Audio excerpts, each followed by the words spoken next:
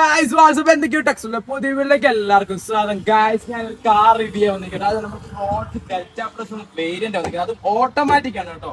അതിന്റെ ഫ്രണ്ടിൽ നോക്കുക തന്നെ ഒരു SUV ഫീൽ ആണ് തോന്നുന്നത്. കാർ എന്ന് വെച്ചിട്ട് അതിന്റെ സുസുക്കിയുടെ ബാറ്റിക് ലോഗോ തന്നെ കണ്ടോ, എന്റെ വലുപ്പം നോക്കിയേ. അതുപോലെ തന്നെ ക്യാപ്റ്റനൈസ് കൊടുത്തിട്ടുണ്ട്. അത് കാണാൻ തന്നെ നമുക്കൊരു ബൾക്കി ഫീൽ ആയിട്ടാണ് തോന്നുന്നത്. പിന്നെ ഇതിന്റെ ഹെഡ്ലൈറ്റോട് വരാൻ തന്നെ LED നോക്കുമ്പോൾ തന്നെ DRL ലൈറ്റ് ആണ് വന്നിരിക്കുന്നത്. താഴാണെങ്കിലോ LED ലൈറ്റ്സ് ആണ് വന്നിരിക്കുന്നത്. DR ലൈറ്റ് ആണ് നമ്മൾ 3 കട്ടായിട്ട് വന്നിരിക്കുന്നത്. പിന്നെ ഇതിന്റെ ഗ്രില്ലാണെങ്കിൽ നെക്സാ വേവ് ഗ്രില്ലാണ് വന്നിരിക്കുന്നത്. നെക്സാടെ അവനൊരു സെറ്റപ്പ് ലുക്കാണ് ഇതിനകത്ത് വന്നിരിക്കുന്നത്. അപ്പൊ ഫ്രണ്ടിൽ നിന്നുള്ള പർട്ടിക്കുലേഴ്സ് സൈഡിൽ കാണുന്നുണ്ട് കേട്ടോ. ഒരു എയറോ ഡൈനാമിക് ഡിസൈൻ ആണ് കൊടുത്തിരിക്കുന്നത്. അപ്പൊ നമുക്ക് ഈ സൈഡിൽ നോക്കുമ്പോൾ തന്നെ ഒരു പെരേനയുടെ ജസ്റ്റ് ഒരു കട്ട് വരുന്നുണ്ട് കേട്ടോ. അടുത്ത നമ്മൾ വീലോട്ട് നോക്കാൻ തന്നെ 16 ഇഞ്ച് അലോയി ആയിട്ട് വന്നിരിക്കുന്നത്. പിന്നെ വീലാർക്കാണെങ്കിലും ഒരു റെക്ടാംഗിൾ ഷേപ്പ് ആണ് വന്നിരിക്കുന്നത്. പിന്നെ കോമ്പാക്ട് എക്സീവ് ആയതുകൊണ്ട് തന്നെ നല്ല ഗ്രൗണ്ട് ക്ലിയറൻസ് വരുന്നുണ്ട്. ഗ്രൗണ്ട് ക്ലിയറൻസിന് ഓർത്ത് നിങ്ങൾ പേടിക്കേണ്ട കാര്യമില്ല. അടുത്ത നമ്മൾ ബാക്കിലോട്ട് പോകാന്ന് വെച്ചാൽ അപ്പൊ നമ്മൾ പുറകോട്ട് നോക്കുമ്പോൾ തന്നെ ഫ്രോഡ്സിന്റെ അടിപൊളി ബാഡ്ജിങ് ആണ് വന്നിരിക്കുന്നത്. അതുപോലെ തന്നെ ടെയിലൈറ്റ് ആണെങ്കിലോ ബോഡിന്ന് കുറച്ച് ബൾക്ക് ചെയ്ത് നിൽക്കുന്ന പോലെയാണ് നമുക്ക് ഫീൽ ചെയ്യുന്നത്. അത് തന്നെയായിട്ട് 3 സെഗ്മെന്റ് ആണ് കൊടുത്തിരിക്കുന്നത് കേട്ടോ. അതും 7 സെഗ്മെന്റ് ആയിട്ടാണ് കൊടുത്തിരിക്കുന്നത്. ടെയിൽ ലാമ്പ് ആണ് തിന്നാണ്. പിന്നെ സ്കിപ്പ് ലൈറ്റ് ആണെങ്കിലോ എക്സലന്റ് അടിപൊളിയായിട്ടാണ് തോന്നുന്നത്. അടുത്ത ബൂട്ട് സ്പേസ് നോക്കാൻ തന്നെ വലിയൊരു ബൂട്ട് സ്പേസ് ആണ് വന്നിരിക്കുന്നത് കേട്ടോ. നമുക്ക് എന്തും നല്ല നമ്മുടെ സൗകര്യത്തിനനുസരിച്ച് വെക്കാൻ രീതിയാണ് ബൂട്ട് സ്പേസ് വന്നിരിക്കുന്നത്. നമുക്ക് ഇനി ഇന്ത്യയിലോട്ട് പോകാം.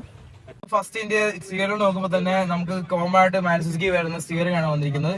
ലെഫ്റ്റ് സൈഡിൽ തന്നെ നമ്മുടെ ഓഡിയോ കൺട്രോൾസും വരുന്നുണ്ട്. പിന്നെ ഇൻസ്ട്രുമെന്റ് ക്ലസ്റ്റർ ആണെങ്കിൽ തന്നെയും ടാക്കോമീറ്റർ ഉണ്ട്, സ്പീഡോമീറ്റർ വരുന്നുണ്ട്. പിന്നെ ടെമ്പറേച്ചർ, മൈലേജ്, വാർണിംഗ് ലൈറ്റ്സ് ആണ് വന്നിരിക്കുന്നത്. പിന്നെ ഇങ്ങോട്ട് പോകണമെങ്കിൽ തന്നെയും ഇൻഫോർടൈൻമെന്റ് സിസ്റ്റം വന്നിട്ടുണ്ട്. അത് 7 ഇഞ്ച് ആണ് വന്നിരിക്കുന്നത്. പിന്നെ AC വെന്റ്സ് വന്നിട്ടുണ്ട്. പിന്നെ കാർബൺ ഫൈബർ എലമെന്റ് ആണ് വന്നിരിക്കുന്നത്. പിന്നെ അതിന്റെ അടുത്ത് പറയുമ്പോൾ AC കൺട്രോൾ സിസ്റ്റം വന്നിട്ടുണ്ട്. അഡ്ജസ്റ്റബിൾ സ്റ്റിയറിംഗ് ആണ് വന്നിരിക്കുന്നത്. ഇങ്ങോട്ട് പോകണേ തന്നെയും സിൽവറും ക്രീമും കൂടെ ഡ്യുവൽ ടോൺ ആയിട്ട് വന്നിട്ടുണ്ട്. പിന്നെ ഇത് ലെതർ ആണ് കണ്ടാൽ തോന്നുമെങ്കിലും പക്ഷെ ഇത് ലെതർ അല്ല. സോ അടുത്ത ഗ്ലൗ ബോക്സ് ആയിട്ട് നോക്കാൻ തന്നെ ഒരു വലിയൊരു ഗ്ലൗ ബോക്സ് നമുക്ക് കാണാൻ പറ്റും. പിന്നെ നമുക്ക് കപ്പ് ഹോൾഡർ ആണ് വന്നിരിക്കുന്നത്. വലിയ വലിയ കുപ്പികൾ വേണമെങ്കിൽ നമുക്ക് വെക്കാം. പിന്നെ അടുത്ത് വന്നിരിക്കുന്നത് പറഞ്ഞാൽ നമുക്ക് ഗിയർ ആണ് വന്നിരിക്കുന്നത്. ഗിയർ പിന്നെ ഓട്ടോമാറ്റിക് ആണ്. അടുത്ത വന്നിരിക്കുന്നത് പറഞ്ഞാൽ നമുക്ക് ഹാൻഡ് ബ്രേക്ക് ആണ് വന്നിരിക്കുന്നത്. ഹാൻഡ് ബ്രേക്ക് നമുക്ക് പിടിക്കുമ്പോൾ കുറച്ചും കംഫർട്ടബിൾ ആണ്. ആരും പിടിക്കാൻ സൂക്ഷിക്കുക.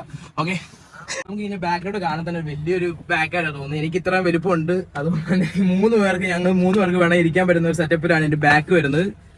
അതുപോലെ തന്നെ സീറ്റ് അഡ്ജസ്റ്റബിൾ ആണ്. ഫ്രണ്ട് നോക്കുമ്പോൾ സീറ്റ് അഡ്ജസ്റ്റബിൾ ഞാൻ പറഞ്ഞില്ല. പിന്നെ കാല് നല്ല സ്പേസ് ഉണ്ട് കേട്ടോ. നല്ല സ്പേസ് വരുന്നുണ്ട്. പിന്നെ ഇവിടെയും 2 കപ്പ് ഹോൾഡർ വരുന്നുണ്ട്. നമുക്ക് കുപ്പിയൊക്കെ നല്ല സൗകര്യത്തിൽ വെക്കാൻ പറ്റും.